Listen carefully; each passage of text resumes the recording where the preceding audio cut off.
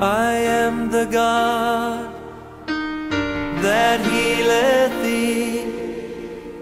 I am the Lord your healer. I sent my word and healed your disease. I am the Lord your healer. I am the God that healeth thee. I am the Lord your healer. I sent my word and healed your disease. I am the Lord your healer. I am the God that healeth thee. I am the Lord your healer. I sent my word and healed your disease. I am the Lord your healer. I am the God that healeth thee. I am the Lord your healer. I sent my word and healed your disease. I am the Lord your healer. I am the God that healeth thee. I am the Lord your healer. I sent my word and healed your disease. I am the Lord your healer. I am the God that healeth thee. I am the Lord your healer. I sent my word and healed your disease. I am the Lord your healer.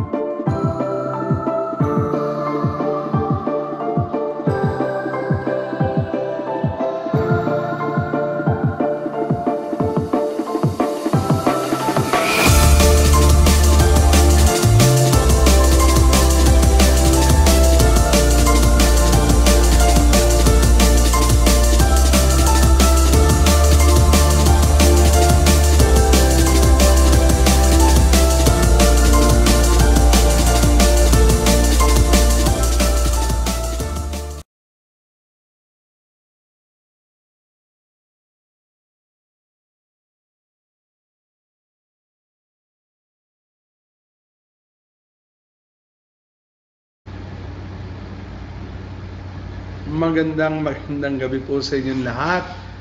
Amen. Sa lahat po ng mga, siyempre yung mga disciples natin, siyempre sila yung pangunahin talagang focus natin dito sa ating mga live stream. Okay, yung mga disciple na nandito sa bandang Karuhatan at yung sa bandang papuntang Dalandanan naman sa Viente Reales, sila Ate Susan, Ate Stella, at sa iba pang mga lugar kung saan man nakatira ating mga disciple na labas sa Karuhatan. Binabati ko kayo at kayo ay harinawa sa tulong ng Panginoon ay nagpasyang manood ngayon ng ating live. Ngayon, ang ating po segment ngayon ay God Heals Live. So we heal as one. So tayo po ay naniniwala, okay, gaya ng sinabi po sa Bible na yung mga latay na tinamo ni Jesus sa krus ng Kalbaryo. Alam nyo, bago pa lang namatay si Jesus, nagpapagaling na po siya. Nung time po na siya nagbi-ministry, yung 3 years na in-spend niya yun sa pag-ministry. At isa sa ministry niya ay ministry of healing. Talagang ang layunin ng Panginoon hindi lamang spiritual healing, yung purpose ng pagkakaparito niya kasama rin na gusto niyang maibsan sa tao yung kung sila man ay nagkaroon ng karamdaman ay pagalingin ang sino man may karamdaman. Kung tayo po ay disciple, nagasunod ng ating Panginoon, dapat magkaroon tayo ng ganung pananalig sa kanyang mga pangako. Okay? Sa gabi ito ay bubuksan natin ating mga Bible sa Aklat ng Mateo. Matutunghayan natin ang isang kwento ng pagpapagaling na ginawa ng ating Panginoon sa isang taong nagkaroon o matagal-tagal na nagkaroon ng sakit sa balat. At yung sakit niya ay tinatawag na leprosy sa English at sa Tagalog naman ketong. Alam nyo, bago natin basahin yung actual story, yung sakit po na ketong, yan ay skin disease, pero base po sa aking na-research at sinasabi ng mga doktor, isa to sa klase ng tuberculosis. Okay? Kaya lang, yung bacteria ng tuberculosis ay tumubo sa balat. Alam nyo, noong time ni Jesus Christ, talagang walang pag-asang gumaling ang magkaroon ng ketong. Kasi yung ketong po, uupo rin yan. Talagang unti-unti kinakain yung laman. Hanggang umabot sa buong katawan. Nung time na yan ng Panginoon, wala pong cure ang sakit na ketong. Kaya nga, dito sa ating babasay, makita natin na natagpuan niya yung talagang pwedeng magbigay pag-asa para siya ay gumaling sa sakit na ketong. Okay? So ito po yung isang klase ng tuberculosis. Kaya nga sa ating panahon, pag ginagamot ito, ngayon meron ng gamot Okay, hindi na masyadong ganun ka-risk kung magkasakit, not unless pabayaan mo at hindi ka nagpagamot. Kasi meron na po ngayong gamot para dito. Kaya lang talagang you will go into the process of taking medicine, talagang religiously iinumin mo. At gagaling ka naman talaga, okay, sa sakit na ito. So, hindi na ganun kabigat o kalawak ang, yun yung nga po, kahit dun sa leprosarium, yung kung saan nandun yung mga, hindi na ganun kabigat yung may mga sakit, unless advanced na po yung TB nila. Pero yung TB po ay sa balat, dun tumubo. Kasi ang bakterya ng TB, sa iba-ibang parte ng katawan pwedeng tumubo. Pero yung common, yung baga, yung TB sa baga, yung ubo, yung mga ganon-ganon. So, lahat po yan, tinatawag natin karamdaman. Kahit ano pa po ang tawag, o ano man sakit ang dumapo sa atin, ang tawag natin dyan ay karamdaman. Alam niyo po ba, ang karamdaman ay bahagi ng sumpa na tinanggap at minana ng sangkatauhan dahil po yan sa kasalanan. So, ibig sabihin talaga nung bago nagkasala ang tao, wala pong sakit eh. Okay? Talaga ang design ni Lord, si Eva at Adan, ang una at pangalawang tao, at kung dadami man sila, walang magkakasakit kasi nandun sila sa isang lugar na talagang blessed at sila ay pinagpala ng buhay na walang katapusan. Kasi nga, hindi sila magwawakas, hindi sila mamamatay kasi sila ay immortal o binigyan ng walang hanggang buhay. Pero nung pumasok po ang kasalanan, isa sa nag-cause kung bakit ang tao mamamatay ay yung karamdaman. At yun nga, iba-ibang klaseng karamdaman na ang lumaganap sa buong mundo pagkatapos po magkasala ng unang tao na ipinamana sa atin, hindi lang sila, kundi sabi ng Diyos sa kanila, lahat ng salin-lahit to the first generation up to the fourth generation, mamanahin yung sumpa. At isa sa sumpa na yon, yung sumpa ng karamdaman. Kaya nga po, babasahin na natin ngayon yung kwento para makita natin paano ang isang taong ito ay nagtiwala at nakakita ng pag-asa at alam niya, walang pag-asa. Noong time na yun, wala talagang pag-asa ang sakit na ito. Mamamatay ka, kakainin nyo lang, babaho ka, mabulok ka. Wala pong cure. Pero noong time na yun, nung dumating ang Panginoon, isa sa kanyang ministry o gusto niya na ipakitang ibibigay sa sino mang sasampalataya sa kanya ay yung kagalingan. So let's take a look at the story, a short story of a leper man who was healed by the Lord Jesus Christ. Okay, sa Tagalog ko po babasahin para mas maganda po ang pagkaunawa natin. Okay, mula po Mateo, Kabanata 8, magsisimula tayo sa 1 hanggang sa matapos po yung story. I think hanggang verse 4, 1 to 4. Ganun po kayo silang pinasadahan yung kwento. Okay, Matthew chapter 8, verse 1. Nang makababa si Jesus mula sa bundok, sinundan siya ng napakaraming tao. Lumapit sa kanya ang isang taong may ketong, lumuhod sa harapan niya at sinabi, Panginoon, kung nais po ninyo, ako'y inyong mapapagaling at magagawang maging malinis. Hinawakan siya ni Jesus at sinabi, Oo, nais kong gumaling ka at maging malinis. At gumaling at luminis nga agad. Okay? Instant po yung tinanggap niyang healing. Sabi kasi na salita, agad ang ketongin. Pagkatapos, sinabi sa kanya ni Jesus, huwag mong sasabihin ito kanino man. So yun yung magandang pag-usapan natin mamaya. Bakit kaya sinabi ni Jesus na huwag ito parang sabihin o ipatotoo, parang i-broadcast. Okay? Sabi niya, huwag mong sabihin ito kanino man. Sa halip, pumunta ka at magpasuri sa pari. Pagkatapos, mag-alay ka ng handog na iniutos ni Moises bilang patunay sa mga tao na ikaw nga'y magaling at malinis na. So, maybe this man, during that time, sumasama-sama na siya dun sa gathering where Jesus was ministering to the people. Kasi kung hindi, bakit siya lalapit kay Jesus kung hindi niya nakita yung mga ginagawa ni Jesus na nagpe-perform na mga miracles o mga himala. So nakita niya, he was able to observe na itong taong ito na nagmula sa Diyos, nagkatawang tao, pumarito sa sanlibutan, nakagagawa ng mga kamangang bagay.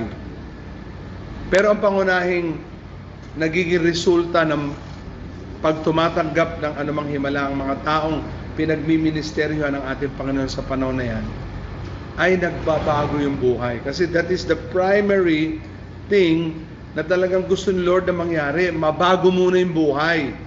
O ang magiging resulta, if ever naawa sa atin ng Diyos at pinagaling tayo, yung result nun, kung galing sa Diyos ang kagalingan, nababago yung buhay, napapalapit at nagkakaroon ng relasyon sa Panginoon bilang kanilang tagapagligtas ang mga gumagaling. Okay? So itong lalaki po ito, talagang lumapit siya. Sabi niya, if I know, sabi niya, di ba sabi niya doon natin yung saktong salita. Hinawakan niya siya ni Jesus at sinabi, hindi pala, nauna pa doon, lumapit sa kanyang isang taong may ketong.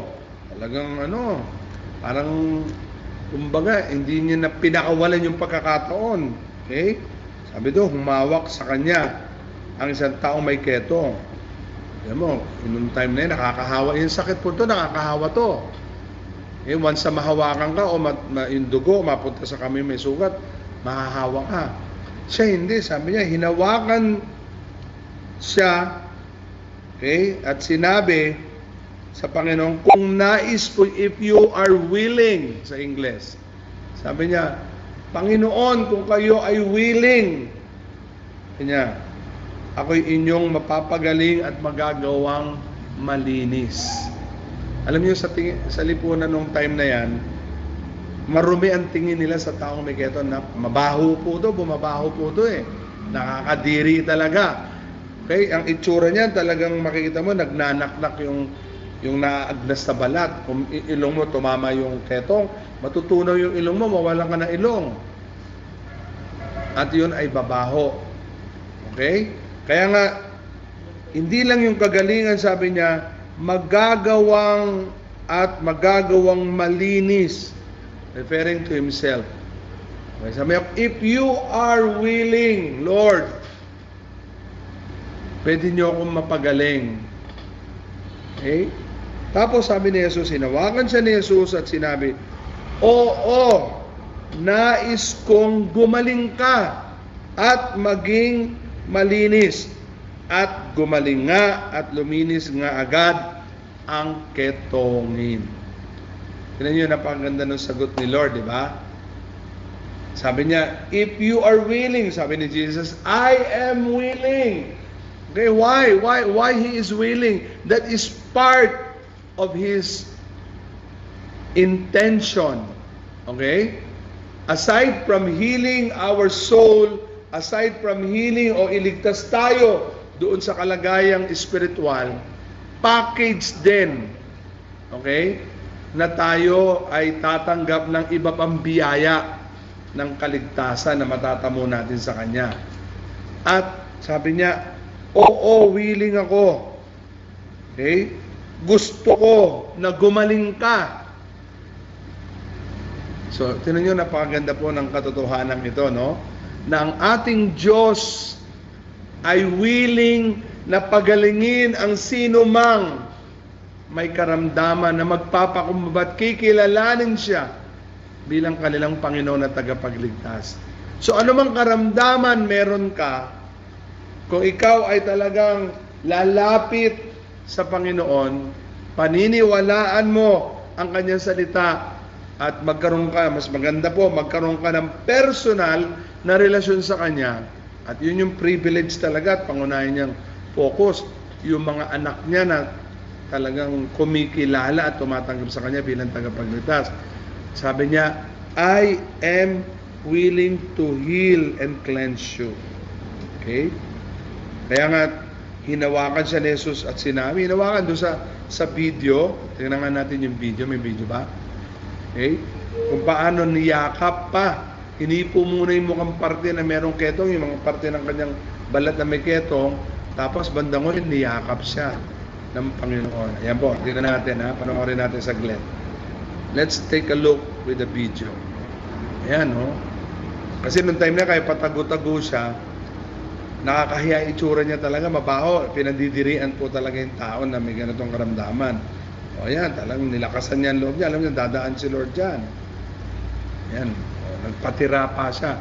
So that symbolized na nagpapakumbaba siya sa harapan ng Panginoon.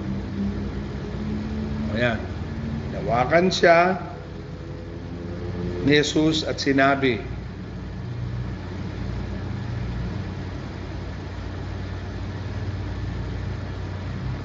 ayan, panoodin niyo saglit ang video. Ayan. He got healed. Okay, Amen.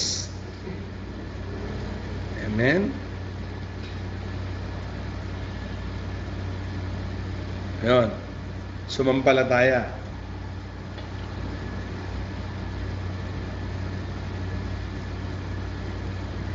Okay, so diyan pala makita natin, ang maganda nga pag ganitong may video, mas actualize, no? Na willing ang Panginoon. He is more than willing to heal those who are sick. Pero primarily, ang intention ni Lord when He ministered to us, kung ano man yung tinatanggap natin biyaya, tinatanggap natin kagalingan, yung resulta nun, kung galing talaga sa Kanya ang healing at himala, kasi itong lalaki ito, sabi nga niya, di ba, huwag kang magsasalita. Pumunta ka doon sa pare, pakita mo, naggumaling ka. Di ba? Let the miracle, let the healing speak for itself. Kasi, yung ibig sabihin ni Lord noon, kahit hindi siya magsalita, kasi He is known to be a leper man na mabaho, marumi nga sa tingin ng tao. Ang gusto lang ni Jesus, hindi mo na kailangan magsalita. When they see you, na ikaw ay malinis at magaling na. Okay? So your healing, your cleansing will speak for itself. Di ba minsan gano'n, hindi mo na kailangan para bang magsalita pa. Di ba? When you receive healing, so the automatic result of healing is a changed life. Di ba? So magsasalita at magsasalita ang karanasan na tinanggap sa Panginoon. Kasi this man as a leper man was known sa lugar nila na talagang kaya nga tatago-tago siya pag may tao, hindi siya nagpapakita kasi una mabaho siya. Pangalawa, pinandidirian talaga kasi nga para yung pandemic ngayon na wala pang vaccine. Okay, na pag tinamaan ka talagang isolated ka. Parang ganun yung sakit na yan noong time na yan. Pero not at this point of time kasi may gamot na po yan kaya hindi na masyadong big deal yan sa kanya kasi may vaccine. Meron na yung gamot, nagagamot. So, when he received healing, nung sinabi niya, Lord, if you're willing, sabi Lord, I am willing. Okay? Gusto kong gumaling at luminis ka. Tapos, immediately he received his healing. So, there are times po na kapag ikay lumapit sa Panginoon and you ask for healing of anything na meron ka sa katawan mo, may tinatawag tayong instant at meron tinatawag na gradual. Okay?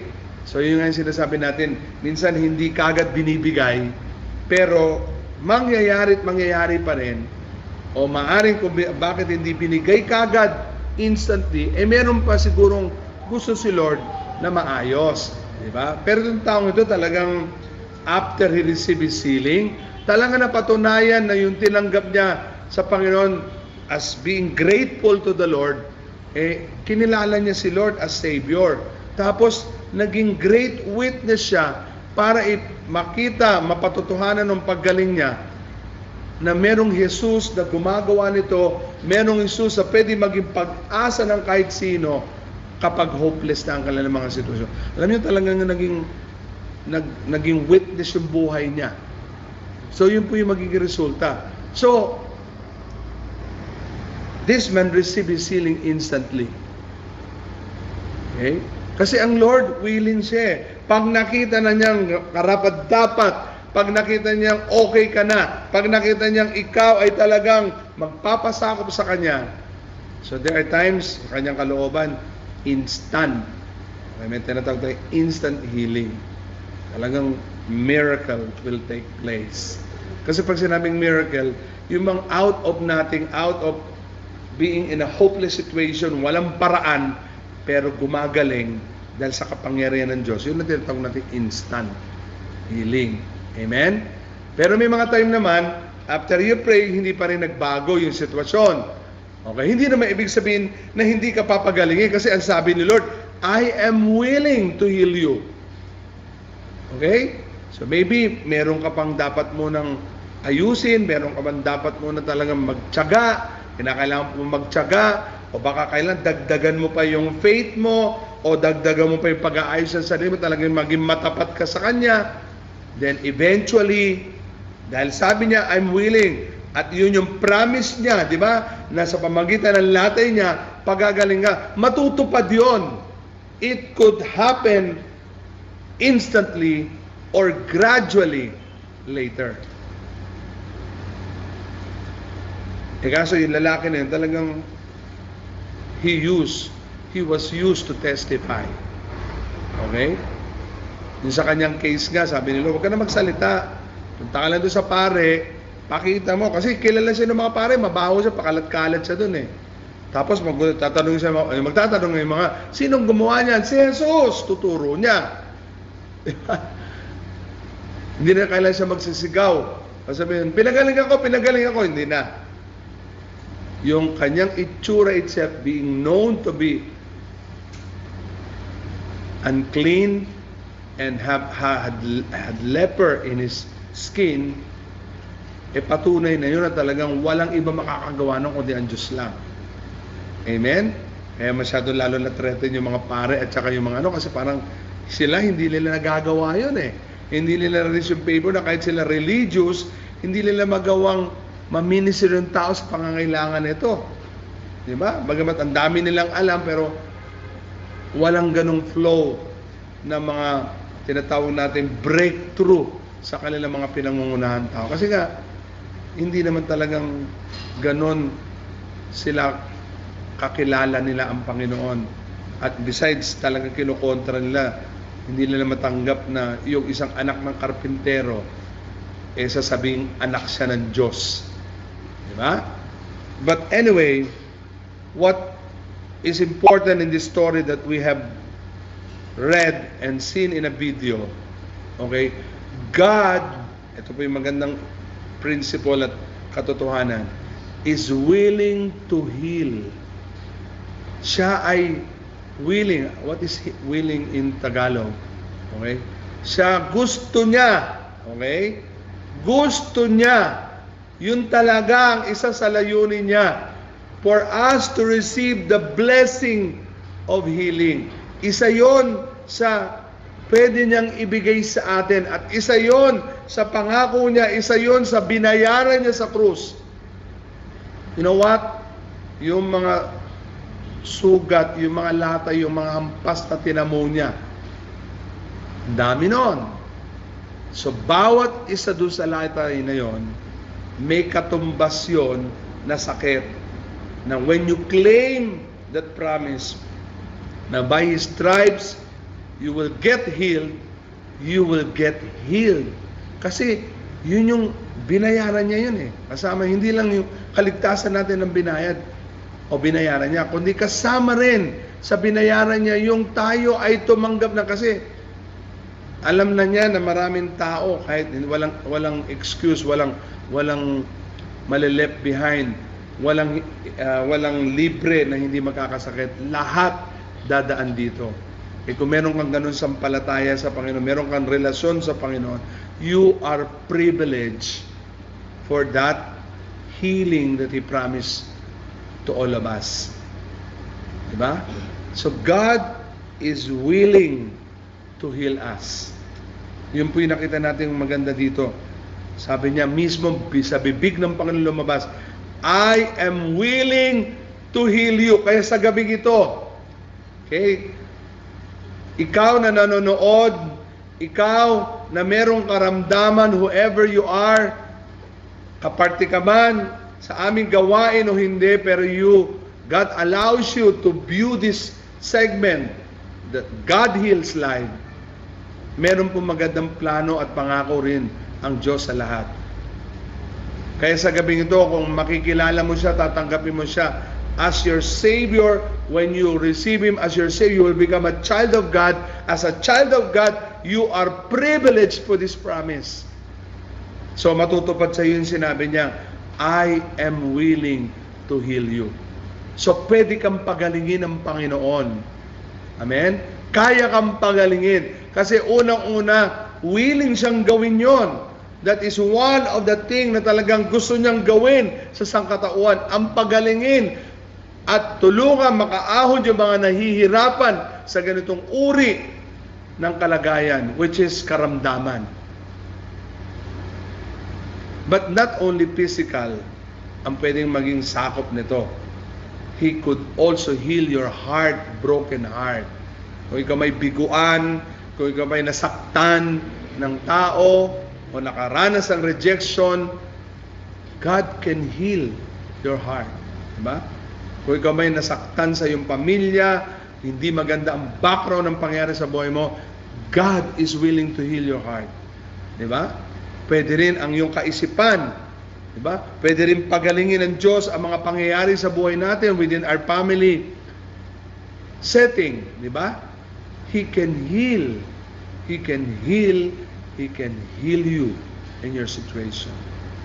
Kung physical ang kalagayan ngayon, meron kang karamdaman, God is willing to heal you.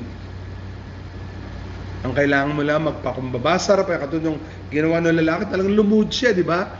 Pinakita niya na talaga, Lord, wala na ako ibang matatakbuhan, wala na ako nakitang ibang pang cure, ikaw lang.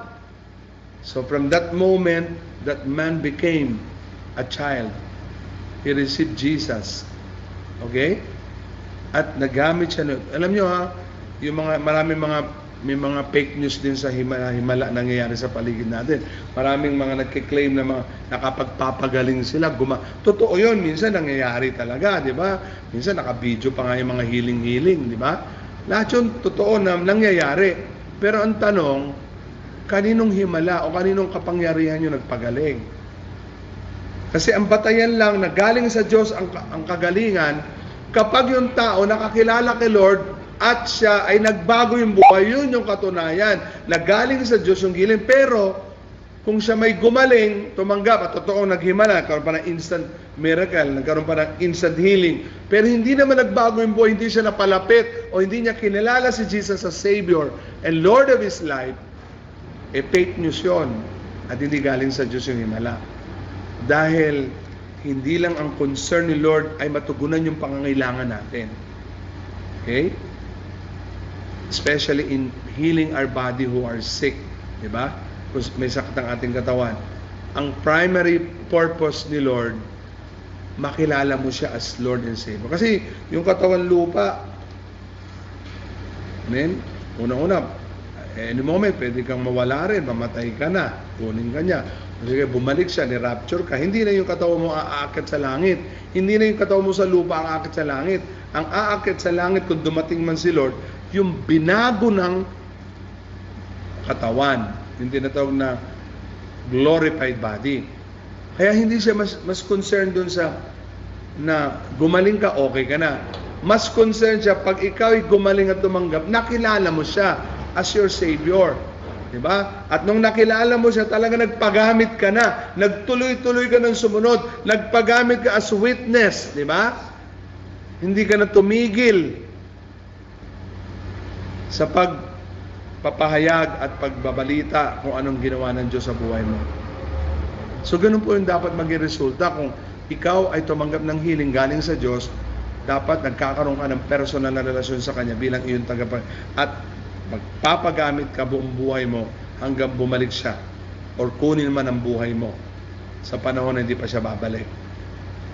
Pero sooner or later, He will be back again. Amen? So tonight, as we see here in the scripture that we have read, doon sa encounter ng leper kay Jesus, nakita natin yung katotohanan that God is willing to heal you. Kaya ano man yung karamdaman, malalaman ito, mabigat o simpleng karamdaman, not only physical, God is willing. Kaya nga ito lalaki lumapit, pinakita ng paglapit. Pinakita ng paglapit niya, yung pagpapakumbaba, acknowledging, okay, that Jesus is the only cure for his situation. Kasi walang pag-asa noong time na yung ganun sakit. Kaya talagang laking tuwa niya na nakita niya maraming gumagana. Talagang simula noon sumusubaybay na siya sumunod. Hanggang isang araw, dyan sa story na yan na nakita natin, talagang nung alam niya dadaan si Lord, humarang na siya, nagpakita na siya, kahit maawatin pa siya lalagad, gagawin niya ng kasi alam niya si Jesus na lang ang pag-asa niya. At package, di ba? Gumaling siya physical dahil willing si Lord pagalingin. At the same time, he was used to witness for Jesus. Diba? Yung pag-witness nga niya, hindi na siya magsasalita. Pinagaling ako, hindi na. Dahil kilala siyang may sakit, pag nakita siya, ang kinisan ng balat, sabi, sinong gumawa sa niya? Wala namang cure ang doktor na. Wala pa naman doktor nun eh. Wala pa naman mga ganun-ganun na ano eh. Siguro meron yung mga herbal lang. Pero wala pang siyensa ng medisina noong time na yan. Di pa nadidiscover yan ng time na yan. Kaya pag nakita, ang kinis ang balat mo, dati kang mabaho, dati kang may keto, ba't nga, sinong gumawa niyan? Sabi niya, si Jesus! Tuturo na lang niya. Because healing, miracle that will happen to us, even if we don't speak it out, it will speak for itself. Amen? Siyempre, patotoo yun eh. Di ba? Kung ikaw may dating pusakal, dati kang walang ya, kung ano mang kasalanan na meron ka, tapos makikita ng mga tao, known ka na gano'n ang buhay mo, tapos nakitang ikaw ay nagbago. So the changes that happen to you will speak for itself that the God whom you receive in your life is really a true and a living and a miraculous God that can change, that can heal ano man yung hindi kayang gawin ng tao. And people will come to God because of you. Amen. People will know God because of you. So yung mangyayari sa iyo, patotoo yun na talaga yung Diyos na kilala mo, totoong Diyos.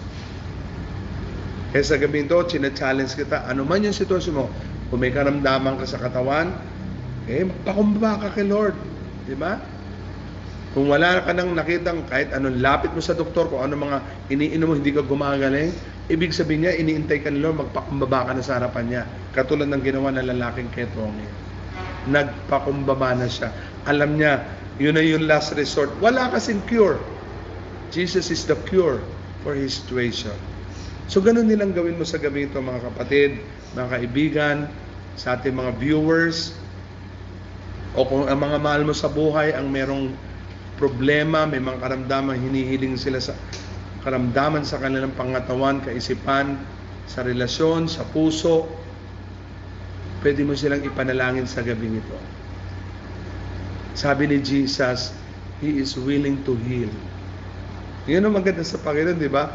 Hindi siya yung parang pagraramot pa. Sabi niya, I am willing. Di ba? Nung sinabi ng lalaki, I know if you are willing. Yes, I am. Ganun ang Panginoon. He's willing to answer. God, our God is willing to resolve. Our God is willing to take care of us. Ganun po kamahabagi ng Diyos. He is willing to do what is good for us. Kasi ang Diyos po, wala po siyang ginusto na masama para sa tao. Lahat ng ginawa niya, gusto niya makakabuti sa atin. At ang ultimate na pinakita niya yan para maligtas tayo, binigay niya yung buhay niya para sa atin. So yun ay isang magandang larawan at demonstration na ang Diyos ay talagang willing na gawin ang mabuti para sa atin. Kaya lang ang kailangan mo, magpakumbaba ka. Kilalanin mo that He is the only way, the truth, and the life, and the only solution to your situation. And tonight, kung gagawin mo magpakumbaba sa harapan ng Panginoon, He is willing to cure kung sakit man sa katawan ang iyong sitwasyon. O whatever situation that you have, kung bigo man, dapa ka sa mga nangyayari sa buhay mo ngayon. Katulad na lalaki, di ba, hinawakan niya yung balikat, tinayo niya. Ganon din ang Diyos. Willing kanyang itayo at ibangon. Basta magpakumbaba ka lang. God is more than willing to heal. Amen? God heals. Hindi dahil ang pamagat ng ating segment ay God heals life. Our God, the Bible, the biblical God na pinag-aaralan, nakilala natin, is the same God of yesterday. He heals a lot of people. They receive a lot of miracle in the past. Is the same God that can do the same thing in the past today. Amen? And not only today, but He is also able to heal those who will get sick o anuman sitwasyon meron sila even in the future. Hindi po nagbago yung Diyos natin. Kung sinabi niya noong willing siya, hanggang ngayon willing siya. Hanggang tomorrow and the next tomorrow, He's still willing. He never changed His promise. He remained as He promised things before, today, and He will do it tomorrow. Kaya huwag kang mawala ng pag-asa. Amen? Amen ba? So, ang mahalaga lang, ikaw katulad niya, nagpakumbaba at inamin at pinakapangunahin doon, nakilala mo siya at naging anak ka niya dahil tinanggap mo siya bilang Panginoon at tagapagligtas ng iyong buhay. So, saan ka man naroroon, nasa kwarto ka ngayon, parang bigong-bigo ka o parang wala ng pag-asa yung sitwasyon mo, eh, sabi po ng salita niya, ang principle na tutunan natin yung gabi, He is willing to heal you. Amen? So tayo pong lahat ay pumikit. Okay, kung kayo po ay may mga karamdaman, meron po kayong anuman yung sa parte man kayo nakakaramdam, either sakit, physical, o emotional, ilagay nyo po sa parte na sa puso po, nandoon yung nararamdaman nyo dahil masakit. You touch your heart on that part of your body. Okay, symbolic lang po ito. Hindi tayo gagaling dahil hipuhin natin dibdib. We will get healed because of Jesus. Amen? Lalapit po tayo sa Kanya, hihiling tayo ng kaawaan niya, lahat tayo sama-sama, magkakapit kamay at pagtitiwala dahil sabi niya, He's willing to heal us. Amen? But then, kung wala ka pang relasyon sa Kanya, kailangan makilala mo muna siya as Lord and Savior of your life. Una, kailangan mo lang aminin na makasalanan tayo o makasalanan ka. Yun lang naman gusto ni Lord eh. Hindi mo na kailangan pahirapan ng sarili mo the way ginawa niya. Ang iniintay lang niya, aminin mo na. At talagang sabi ng Biblia, makasalanan tayo. Pangalawa, humingi ka ng tawad. Mula sa lahat ng nagawa mo nung simula na pinanganak ka sa kasalukuyan, ihingi mo ng tawad, pagsisihan, at magdesisyon talikdan. At sabi mo, Lord, mula ngayon sa oras ito, binubuksan ko ng aking puso at ikaw ay aking pinapapasok, tinatanggap, kinikilala bilang aking tagapagligtas at Panginoon aking mo. From the moment na ginawa mo yan, automatically, ang Panginoon ay papasok sa puso mo at siya ay magiging Panginoon at tagapagligtas and you will become His child. Amen? And as a child, amen, when you come to Him, kneel before Him and ask for any miracle, for any healing that you need, or whatever needs that you may have in your life right now. Sabi niya, He is willing to heal you. Let's claim it. Let's claim the promise that Jesus is willing to heal you. So lagay mo yung parte kung ulo, may problema ka o masakit ang ulo mo, katawan mo, sa mga parte na meron kang karamdaman. Patong mo yung kamay and we will ask the Lord for a miracle, for healing.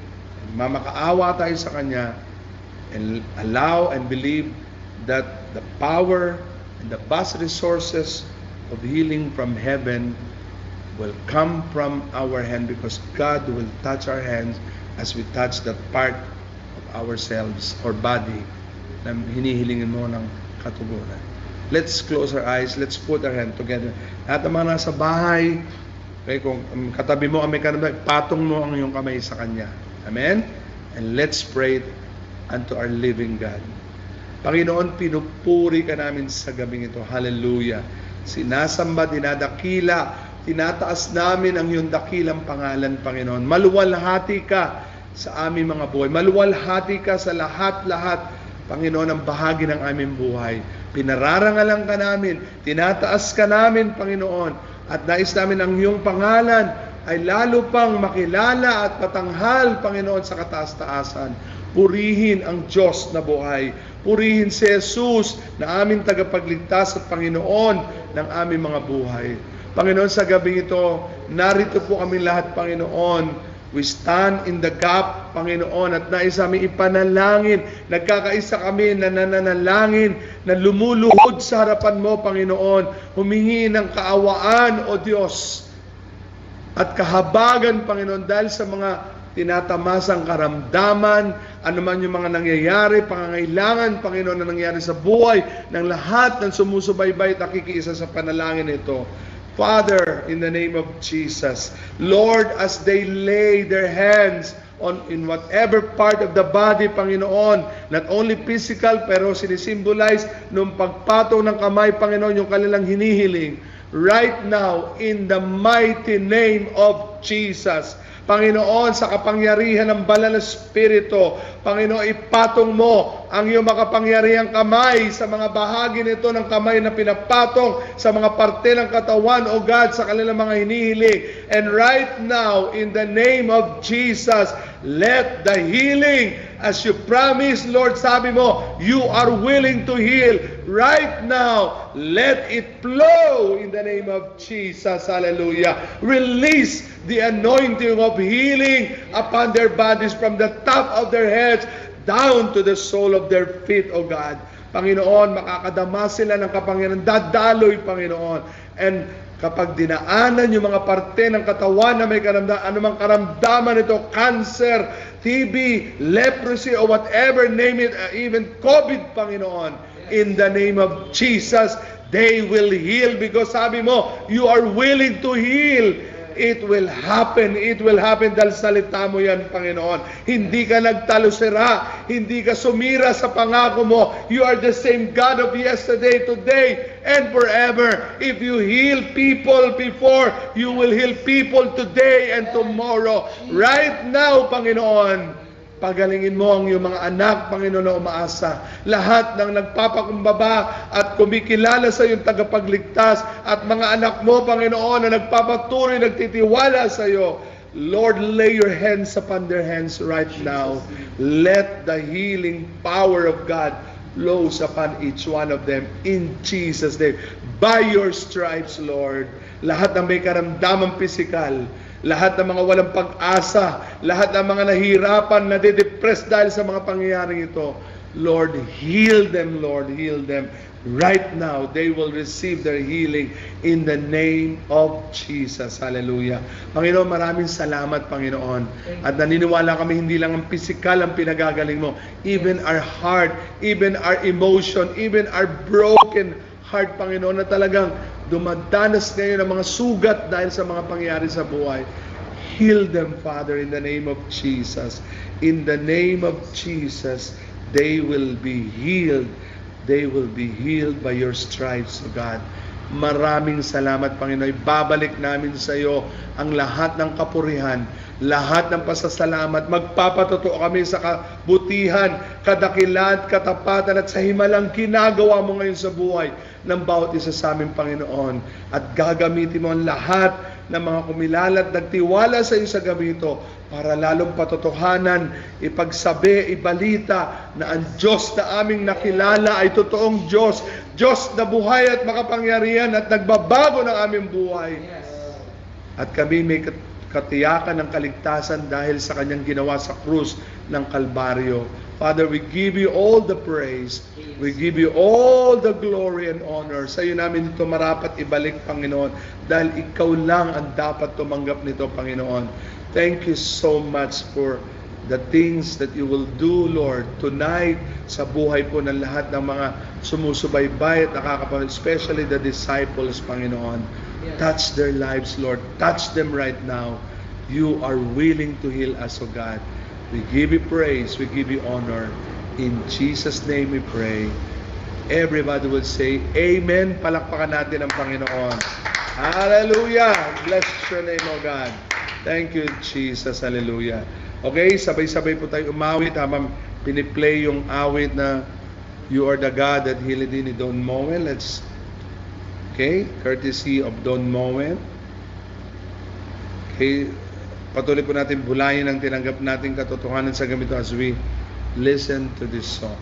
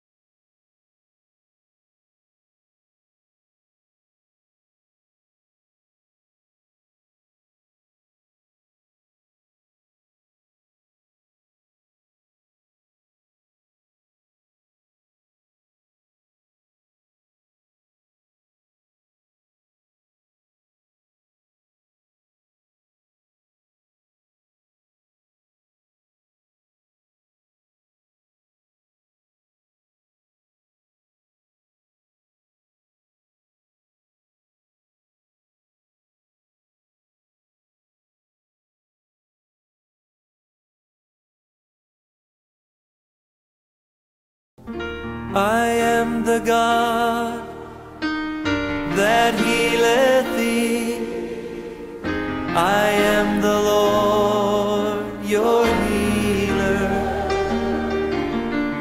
I sent my word and healed your disease. I am the Lord, your healer.